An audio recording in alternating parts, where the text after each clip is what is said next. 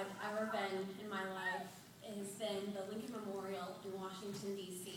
More specifically, it's the view I get when I'm sitting on the lower steps of the Lincoln Memorial and gazing across what's known as the reflecting pool that reflects the Washington Monument.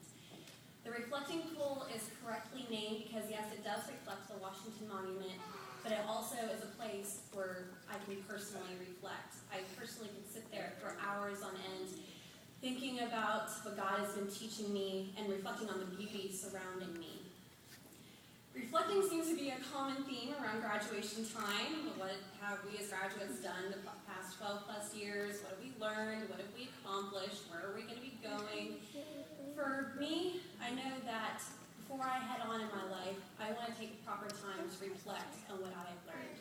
Because you see, the past 13 plus years that my parents have spent educating me, they didn't just stick to academic lessons. No, in every history lesson, there was a Karen, see how God took our nation here because our founders followed God's will and his direction. Or the opposite of that, look how this country fell because they turned from God.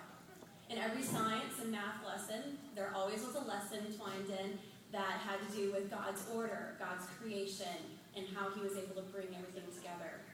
When it came to studying faith, Mom and Dad would say, here's what we believe, but here's the Bible.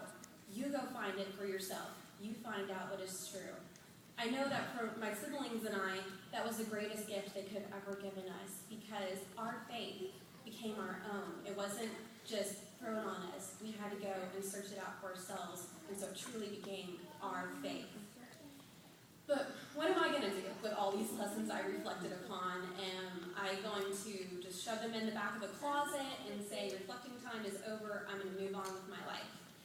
The obvious answer is to say, no, of course I'm going to remember all these lessons I've learned, and I'm going to apply them to every single aspect of my life.